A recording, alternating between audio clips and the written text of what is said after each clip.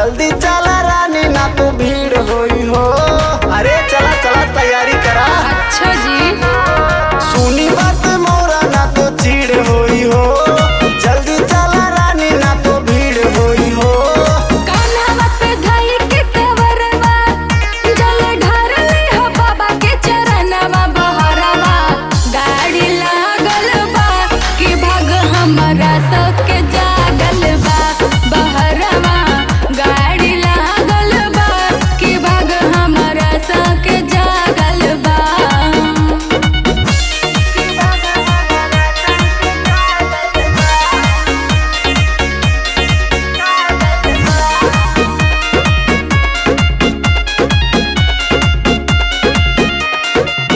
देवघर बाटे पावन सहरिया किनब ओहि जा नया हो सड़िया। अरे लगाता सड़िए खाती जाता रुका। देवघर बाटे पावन सहरिया